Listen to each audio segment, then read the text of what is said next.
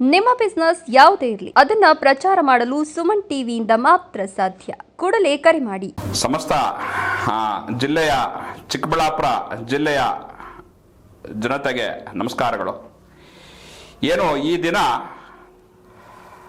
ಕರ್ನಾಟಕ ರಾಜ್ಯದ ವಿಧಾನಸಭೆ ಅಧಿವೇಶನದಲ್ಲಿ ಸನ್ಮಾನ್ಯ ರಾಜ್ಯದ ಮುಖ್ಯಮಂತ್ರಿಗಳು, ರಾಜ್ಯದ ಹಣಕಾಸಿನ ಮಂತ್ರಿಗಳು ಆದ ಸಿದ್ದರಾಮಣ್ಣವರು ಇವತ್ತು ತಮ್ಮ ಜೀವಿತಾವಧಿಯ 17ನೇ ಆಯವ್ಯಯವನ್ನು ಇವತ್ತು ಮಂಡಿಸಿದ್ದಾರೆ. ಏನು ತಾವು ಬಹಳ ರಾಜಕೀಯ ಹಿರಿಯ ಧುರೀಣರು ಅಂತ ಹೇಳಿಕೊಂಡು ಇವತ್ತು ಈ ರಾಜ್ಯದ ಒಂದು ಮುಖ್ಯಮಂತ್ರಿ ಪದವಿಯನ್ನು ಹಿಡಿದಂತ ಇವತ್ತು ಸಿದ್ದರಾಮಣ್ಣವರು ಇವತ್ತು ಏನು ಬಜೆಟ್ ಅನ್ನ ಮಂಡಿಸಿದ್ದಾರೆ, ಈ ಬಜೆಟ್ ತುಂಬಾ ನಿರಾಶಾದಾಯಕ ಬಜೆಟ್, ಅಭಿವೃದ್ಧಿ ಶೂನ್ಯ ಬಜೆಟ್, ಒಂದು ನಿರಾಶಾದಾಯಕ ಬಜೆಟ್. ಯಾಕಂದ್ರೆ ಇವತ್ತು ಏನು ತಾವು 17ನೇ ಬಾರಿ ಒಂದು ಬಜೆಟ್ ಅನ್ನ ಮಂಡಿಸಿದ ಒಂದು ಕೀರ್ತಿಗೆ ಪಾತ್ರನಾಗಿದ್ದೇನೆ ಅಂತ ಏನು ಹೇಳ್ಕೊಂತಾರೆ, ದಯವಿಟ್ಟು ಇದು ಒಂದು ನಗೆಪಾಟಲಿಗೆ ಈಡಾಗುವಂತಕ್ಕಂಥ ಬಜೆಟ್. ಯಾಕಂದ್ರೆ ಏನು ತಾವು ಇವತ್ತು ಮಂಡಿಸಿರ್ತಕ್ಕಂಥ ಬಜೆಟ್ 4.46 ಲಕ್ಷ ಕೋಟಿ ಇವತ್ತು ಬಜೆಟ್ ಅನ್ನ ನಾವು ರಾಜ್ಯದಲ್ಲಿ ಮಂಡಿಸಿದೀವಿ ಅಂತ ಏನ್ ಹೇಳ್ತಾರೆ. ತಾವು ಈಗಾಗಲೇ ಈ ರಾಜ್ಯದ ಮೇಲೆ ಹೊರಿಸಿರ್ತಕ್ಕಂಥ ಸಾಲದ ಹೊರೆ, ತಾವು ಏನು ಭಾಗ್ಯಗಳನ್ನ ಘೋಷಣೆ ಮಾಡಿದ್ರ ಇವತ್ತು ಅದಕ್ಕೆಲ್ಲ ಈ ತಮ್ಮ ಬಜೆಟ್ ಅಲ್ಲಿ ಹಿಂದಿನ ಒಂದು ಆಯವ್ಯಯಕ್ಕೆ ಅದರಲ್ಲಿ ಸುಮಾರು ಮುಕ್ಕಾಲು ಭಾಗ, ಸುಮಾರು 3.5 ಲಕ್ಷ ಕೋಟಿ ಇವತ್ತು ಹಿಂದಿನ ಒಂದು ಕಾರ್ಯಗಳಿಗೆ ಅದು ಹೊರಟು ಹೋಗ್ತದೆ. ಸೊ ಹಾಗಾಗಿ ಇವತ್ತು ಯಾವುದೇ ಒಂದು ಜನಪರ ಕಾರ್ಯಗಳು, ಒಂದು ಅಭಿವೃದ್ಧಿಗೆ ತಮಗೆ ಯಾವುದೇ ಒಂದು ದೂರದೃಷ್ಟಿ ಇರತಕ್ಕಂಥ ಯಾವುದೇ ಒಂದು ಯೋಜನೆಗಳಿಗೆ ತಮ್ಮ ಈ ಬಜೆಟ್ ಯಾವುದೇ ಲಾಭದಾಯಕವಾಗಿ ಉಳಿದಿಲ್ಲ.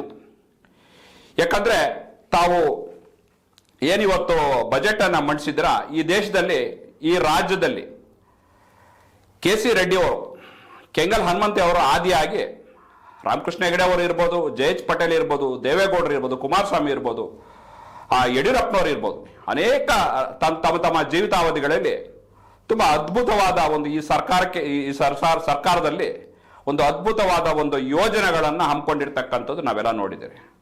ಹಾಗೆ ಕಂಪೇರ್ ಮಾಡಿದ್ರೆ ತಮ್ಮ ಒಂದು ಈ ಬಜೆಟ್ ಅಲ್ಲಿ ಯಾವುದೇ ಒಂದು ರಾಜ್ಯದ ಕಲ್ಯಾಣವಾಗಲಿ, ರಾಜ್ಯದ ಒಂದು ಜನತೆಯ ಅಭಿವೃದ್ಧಿ ಬಗ್ಗೆ ಯೋಜನೆಗಳಲ್ಲಿ ಯಾವುದೂ ಸಹ ಇಲ್ಲ ಅಂತ ನಾನು ಹೇಳ್ತೀನಿ. ಏನು ಇವತ್ತು ಈ ರಾಜ್ಯ ಬಹುತೇಕವಾಗಿ ವ್ಯವಸಾಯವನ್ನ, ಕೃಷಿಯನ್ನ ಬದುಕಾಗಿ ನಂಬ್ಕೊಂಡಿರ್ತಕ್ಕಂಥದ್ದು. ಆದರೆ ತಾವು ಈ ಬಜೆಟ್ ಅಲ್ಲಿ ಕೃಷಿಗೆ ಯಾವುದೇ ಒಂದು ಆದ್ಯತೆಯನ್ನ ತಾವು ನೀಡಿಲ್ಲ ಅಂತ ನಾನು ಮಾತಾಡ್ತೀನಿ. ಹಾಗೆ ಇವತ್ತು ನಮ್ಮ ಒಂದು ಬರಪೀಡಿತ ಜಿಲ್ಲೆಗಳು, ಇವತ್ತು ಕೋಲಾರ, ಚಿಕ್ಕಬಳ್ಳಾಪುರ ಈ ಭಾಗವನ್ನ ನಾವು ಯಾವುದೇ ಒಂದು ಶಾಶ್ವತ ಒಂದು ನೀರಾವರಿ ವ್ಯವಸ್ಥೆ ಇವತ್ತು ನಮಗಿಲ್ಲ. ಆದರೂ ಸಹ ಇರ್ತಕ್ಕಂಥ ಅಲ್ಪ ಸಂಪನ್ಮೂಲಗಳಲ್ಲಿ ಇವತ್ತು ಅನೇಕ ಪ್ರಗತಿಪರ ರೈತರು ಇವತ್ತು ಎಷ್ಟು ಕಷ್ಟಪಟ್ಟು ಇವತ್ತು ಕೃಷಿಯನ್ನ ಮಾಡ್ತಾ ಇದ್ದಾರೆ. ರಾಜ್ಯದ ಒಂದು ಆದಾಯದ ಬಹುತೇಕ ಪಾಲು ಇವತ್ತು ಈ ಜಿಲ್ಲೆಗಳಿಂದ ಇವತ್ತು ನಾವು ಕೊಡ್ತಾ ಇದ್ದೀವಿ. ಈ ರಾಜ್ಯಕ್ಕೆ ತೆರಿಗೆಯ ಬಹುಪಾಲು ನಾವು ಈ ಒಂದು ಏನು ಹಳೆ ಮೈಸೂರು ಈ ಜಿಲ್ಲೆಗಳಿಂದ ಇವತ್ತು ನಾವು ತೆರಿಗೆಯ ಬಹುಪಾಲು ಇವತ್ತು ರಾಜ್ಯಕ್ಕೆ ನಾವು ಸಂದಾಯವನ್ನ ಮಾಡ್ತಾ ಇದ್ದಾರೆ. ಆದ್ರೆ ತಾವು ಇವತ್ತು ಈ ಭಾಗಗಳಿಗೆ ತಾವು ಎಷ್ಟು ಅನ್ಯಾಯ ಮಾಡಿದ್ರಿ ಅಂದ್ರೆ, ಯಾಕಂದ್ರೆ ತಮ್ಗೆ ಗೊತ್ತಿದೆ, ಇಂದಿನ ಒಂದು ಡಾಕ್ಟರ್ DM ನಂಜುಂಡಪ್ಪನವರ ವರದಿ ಇರ್ಬೋದು, ಸರೋಜಿನಿ ಮಹಿಷಿ ವರದಿ ಇರ್ಬೋದು, ಪ್ರಾದೇಶಿಕ ಅಸಮಾನತೆಯ ಆಧಾರದ ಮೇಲೆ ಒಂದು ಗಡಿನಾಡಿನ ಜಿಲ್ಲೆಗಳು ಇವತ್ತು ಮೂಲಭೂತ ಸೌಕರ್ಯಗಳಿಂದ ವಂಚಿತರಾಗಿದ್ದಾರೆ. ಅವರಿಗೆ ತಾವು ಬಜೆಟ್ ಅಲ್ಲಿ ವಿಶೇಷವಾಗಿ ಒಂದು ಪ್ಯಾಕೇಜ್ಗಳನ್ನು ಕೊಟ್ಟು ಅವರನ್ನು ಒಂದು ಮುಖ್ಯವಾಹಿನಿಗೆ ತರಬೇಕು ಅಂತಕ್ಕಂಥದ್ದು ತಮಗೆ ಅರಿವಿಲ್ವೇ? ಸೊ ಇವತ್ತು ಒಂದು ಗಡಿ ಭಾಗದಲ್ಲಿರ್ತಕ್ಕಂಥ ನಮ್ಮ ಜಿಲ್ಲೆಗಳಿಗೆ ಇವತ್ತು ಸಂಪೂರ್ಣವಾಗಿ ಇವತ್ತು ಕಡೆಗಣಿಸಿದ್ದೀರ. ತಾವು ಕೇವಲ ತಮ್ಮ ದೆಹಲಿ ನಾಯಕರುಗಳನ್ನ ತೃಪ್ತಿಪಡಿಸಲಿಕ್ಕೆ ಈ ಬಜೆಟ್ ಅನ್ನ ಮಂಡಿಸಿದ್ರಿ ಅಂತ ಹೇಳಿದ್ರೆ ತಪ್ಪಾಗಬಾರ್ದು.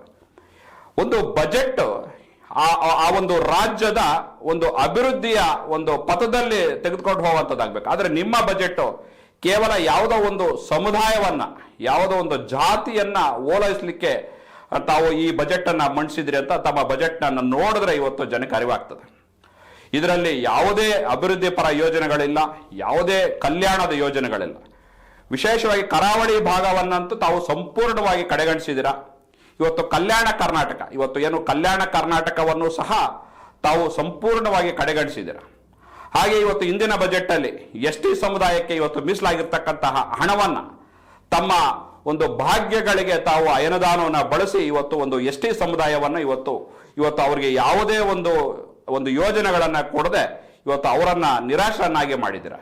ಹಾಗೆ ಇವತ್ತು ಹಿಂದಿನ ಬಜೆಟ್ ಅಲ್ಲಿ SC/ST ಕಾರ್ಪೊರೇಷನ್ಗಳಿಗೆ SCP TSP ಹಣದ ಸುಮಾರು ಒಂದು 14-15 ಸಾವಿರ ಕೋಟಿ ಅವರ ಕಲ್ಯಾಣಕ್ಕೆ ಮೀಸಲಾಗಿರ್ತಕ್ಕಂಥ ಹಣವನ್ನ ತಾವು ಇವತ್ತು ತಮ್ಮ ಭಾಗ್ಯಗಳಿಗೆ ತಾವು ಅದನ್ನ ಬಳಸ್ಕೊಂಡು ಇವತ್ತು ಅವರಿಗೆ ಮೀಸಲಿರ್ತಕ್ಕಂಥ ಹಣವನ್ನ ಖಾಲಿ ಮಾಡಿ ಇವತ್ತು ಆ ಸಮುದಾಯಗಳ ಏಳಿಗೆಗಾಗಿ ಇವತ್ತು ಈ ರಾಜ್ಯದಲ್ಲಿ ಒಂದು SC/ST ಸಮುದಾಯದ ಒಂದು ದೊಡ್ಡ ಒಂದು ಕೊಡುಗೆ ಇದೆ.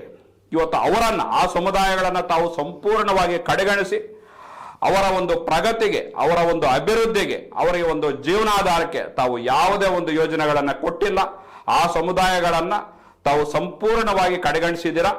ಕೇವಲ ಯಾವುದೋ ಒಂದು ಸಮುದಾಯವನ್ನ ತಾವು ತುಷ್ಟೀಕರಣ ಮಾಡಲಿಕ್ಕೆ, ಅವರನ್ನ ಓಲೈಸಲಿಕ್ಕೆ ಕೇವಲ ಒಂದು ಸಮುದಾಯಕ್ಕಾಗಿ ನಾವು ಈ ಬಜೆಟ್ ಅನ್ನ ಮಂಡಿಸಿದ್ರ ಅಂತ ಹೇಳಿದ್ರೆ ತಪ್ಪಾಗ್ಲಾರ್ದು. ಸೊ ಹಾಗಾಗಿ ಇದು ಅಭಿವೃದ್ಧಿ ಶೂನ್ಯ. ಇವತ್ತು ಯಾವುದೇ ಒಂದು ಪ್ರಗತಿಪರ ಕ್ರಾಂತಿಕಾರಿ ಯೋಜನೆಗಳಿಲ್ಲ. ಜೊತೆಗೆ ಇವತ್ತೇನೋ ಚಿಕ್ಕಬಳ್ಳಾಪುರ ಜಿಲ್ಲೆಗೆ ತಾವು ಮೊದಲಿಂದ ಹೇಳ್ಕೊಂಡ್ ಬಂದಿದ್ರ ಒಂದು ಶಾಶ್ವತ ಒಂದು ನೀರಾವರಿ ವ್ಯವಸ್ಥೆನ ತರ್ತೀವಿ ಅಂತ. ತಾವು ಏನ್ ಮಾಡಿದ್ರಿ? ಇಂದಿನ ಬೊಮ್ಮಾಯಿ ಸರ್ಕಾರದಲ್ಲಿ ಇವತ್ತು ಎತ್ತಿನ ಹೊಳೆ 2 ಹಂತದ ಶುದ್ಧೀಕರಣ ಯೋಜನೆಯನ್ನ ಇವತ್ತು ಇದು ಎಚ್ ಎನ್ ವ್ಯಾಲಿ ಯೋಜನೆಯ 2 ಹಂತದ ಶುದ್ಧೀಕರಣ ಯೋಜನೆಗಳನ್ನ ಇವತ್ತು ತಂದು ಸಾಕಷ್ಟು ಕೆರೆಗಳನ್ನ ತುಂಬಿಸುವಂತ ಕೆಲಸ ಇಲ್ಲಿ ಆವಾಗಿನ ಮಂತ್ರಿಗಳಾಗಿದ್ದಂತ ಡಾಕ್ಟರ್ ಕೆ ಸುಧಾಕರ್ ಅವರು ಬಹಳ ಜವಾಬ್ದಾರಿತು ಬಹಳ ಯಶಸ್ವಿಯಾಗಿ ಮಾಡಿದ್ರು. ತಾವೇನ್ ಮಾಡಿದಿರಾ? ಇವತ್ತು 3ನೇ ಹಂತದ ಒಂದು ಶುದ್ಧೀಕರಣವನ್ನ ತಾವು ಮಾಡ್ತೀರಾ ಅಂತ ಹೇಳಿ ಬರೀ ಹೇಳಿಕೆಗಳನ್ನ ಕೊಟ್ರೆ ಹೊರತು ಇವತ್ತು ಆ 3ನೇ ಹಂತದ ಶುದ್ಧೀಕರಣಕ್ಕೆ ತಮ್ಮದು ಯಾವುದೇ ಒಂದು ಬಜೆಟ್ ಅಲ್ಲಿ ಮೀಸಲು ಇಲ್ಲ, ಯಾವುದೋ ಒಂದು ಕೊಡುಗೆ ಕೂಡ ಇಲ್ಲ. ಹಾಗೆ ಇವತ್ತು ಒಂದು ಕೆರೆಗಳಿಗೆ ಏನೋ ಒಂದಷ್ಟು ಕೆರೆಗಳ ಅಭಿವೃದ್ಧಿಗೆ ಅಂತ ಹಣವನ್ನು ಇವತ್ತು ಕೆರೆಗಳನ್ನ ಅಭಿವೃದ್ಧಿ ಅದಕ್ಕೆ ನೀರನ್ನು ತಾವು ಎಲ್ಲಿಂದ ತರ್ತೀರಾ? ಇವತ್ತು ಯಾಕೆ ತಾವು ಎತ್ತಿನ ಹೊಳೆ ಯೋಜನೆ ಬಗ್ಗೆ ಇವತ್ತು ತಾವು ಗಮನ ಹರಿಸ್ತಲ್ಲ? ಯಾಕೆ ಈ ಬಜೆಟ್ ಅಲ್ಲಿ ಹಣವನ್ನು ಮೀಸಲಿಟ್ಟಿಲ್ಲ? ಹಾಗೆ ಇವತ್ತು ಪಶುಸಂಗೋಪನಾ ಇಲಾಖೆ ಇರ್ಬೋದು, ಕೃಷಿ ಇಲಾಖೆ ಇರಬೇಕು, ಈ ರೀತಿ ತೋಟಗಾರಿಕೆ ಇರ್ಬೋದು, ತಾವೊಂದು ಎಲ್ಲ ಒಂದು ರೈತರ ಕಲ್ಯಾಣಕ್ಕಾಗಿರ್ತಕ್ಕಂಥ ಎಲ್ಲ ಯೋಜನೆಗಳನ್ನು ತಾವು ಸಂಪೂರ್ಣವಾಗಿ ಕಡೆಗಣಿಸಿದ್ದೀರಾ.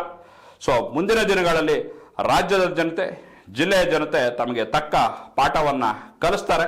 ಸೊ ಹಾಗಾಗಿ ಈ ಬಜೆಟ್ ಅನ್ನ ಭಾರತೀಯ ಜನತಾ ಪಕ್ಷದ ಚಿಕ್ಕಬಳ್ಳಾಪುರ ಜಿಲ್ಲಾ ಘಟಕದ ವತಿಯಿಂದ ನಾವು ಇದೊಂದು ಅಭಿವೃದ್ಧಿ ಶೂನ್ಯ, ಯಾವುದೇ ಒಂದು ದೂರದೃಷ್ಟಿ ಇಲ್ಲ, ಇದನ್ನು ನಾವು ಖಂಡಿಸ್ತೇವೆ.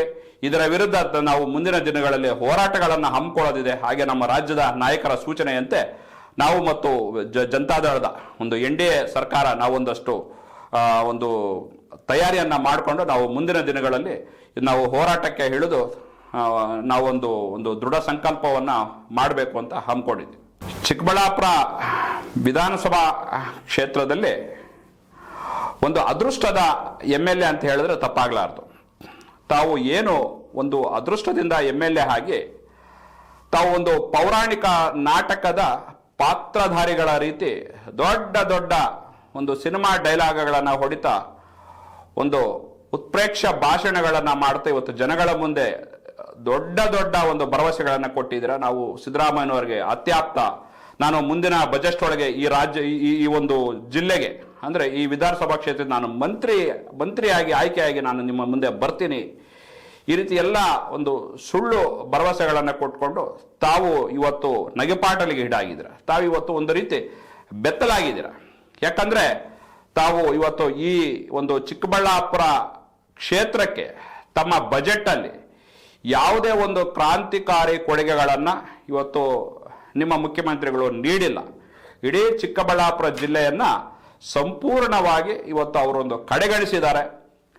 ಇವತ್ತು ನಾವು ಏನು ಇವತ್ತು ರಾಜಧಾನಿ ಇವತ್ತು ಬೆಂಗಳೂರು, ಇವತ್ತು ಕರ್ನಾಟಕದ ರಾಜಧಾನಿ ತುಂಬಾ ಸಮೀಪದಲ್ಲಿ ಇದ್ರುವೇನೂ ಸಹ ಇವತ್ತು ಅನೇಕ ತಮ್ಮ ಇವತ್ತು ರಾಜ್ಯಕ್ಕೆ ನೀಡ್ತಾ ಇರ್ತಕ್ಕಂಥ ಕೊಡುಗೆ, ಒಂದು ತೆರಿಗೆಯ ಕೊಡುಗೆಯಲ್ಲಿ ಬಹುಪಾಲು ಇವತ್ತು ಚಿಕ್ಕಬಳ್ಳಾಪುರದ ಜಿಲ್ಲೆದು ಇದೆ. ಆದರೂ ಸಹ ನಾವು ಇಡೀ ಜಿಲ್ಲೆಯನ್ನ ತಾವು ಸಂಪೂರ್ಣವಾಗಿ ಕಡೆಗಣಿಸಿ ಈ ಕ್ಷೇತ್ರಕ್ಕೆ ಯಾವುದೇ ಒಂದು ಹೊಸ ಯೋಜನೆಗಳನ್ನ ತಾವು ತೆಗೆದುಕೊಂಡು ಬಂದಿಲ್ಲ. ಇದು ಒಂದು ರೀತಿ ಅವಮಾನಕರ. ಸೊ ಹಾಗಾಗಿ ತಾವು ನೈತಿಕವಾಗಿ ಯಾವುದೇ ಕಾರಣಕ್ಕೂ ಈ ಒಂದು ಶಾಸಕರ ಹುದ್ದೆಯಲ್ಲಿ ತಾವು ಮುಂದುವರಿಲಿಕ್ಕೆ ಖಂಡಿತ ಅವಕಾಶ ಇಲ್ಲ. ತಾವು ರಾಜೀನಾಮೆ ಕೊಟ್ಟು ತಾವು ಮನೆಗೆ ಹೋದ್ರೆ ಬಹಳ ಒಳ್ಳೆಯದು ಅಂತ ನಾನು ಭಾವಿಸ್ತೇನೆ. ಯಾಕಂದ್ರೆ ತಮ್ಮ ಮೇಲೆ ಏನು ಒಂದು ಯುವಕ ಒಂದು ಇವತ್ತು ಚಿಕ್ಕಬಳ್ಳಾಪುರ ರಾಜಕಾರಣಕ್ಕೆ ಒಂದು ಹೊಸ ಶಕ್ತಿಯಾಗಿ ಬಂದಿದ್ರ ಅಂತ ಏನು ಜನ ಭರವಸೆ ಇಟ್ಟಿದ್ರು, ಆ ಭರವಸೆಯನ್ನ ತಾವು ಹುಸಿ ಮಾಡಿದ್ದೀರಾ.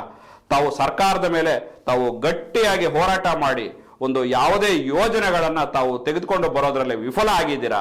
ಸೊ ಹಾಗಾಗಿ ಚಿಕ್ಕಬಳ್ಳಾಪುರ ಜನತೆ ಇವತ್ತು ನಿಮ್ಮನ್ನ ಯಾವತ್ತೂ ಕ್ಷಮಿಸಲ್ಲ. ಮುಂದಿನ ದಿನಗಳಲ್ಲಿ ನಿಮಗೆ ನಾವು ತಕ್ಕ ಪಾಠ ಕಲಿಸೋದಿದೆ. ಸೊ ಹಾಗಾಗಿ ತಾವು ನೈತಿಕವಾಗಿ ಇದಕ್ಕೆ ತಮ್ಮ ಪದವಿಗೆ ರಾಜೀನಾಮೆ ಕೊಟ್ಟು ತಾವು ನಿರ್ಗಮಿಸಬೇಕು ಅಂತ ನಾವು ಭಾರತೀಯ ಜನತಾ ಪಕ್ಷದ ಒಂದು ವತಿಯಿಂದ ನಾವು ಬೇಡಿಕೆಯನ್ನ ಇಡ್ತೇವೆ.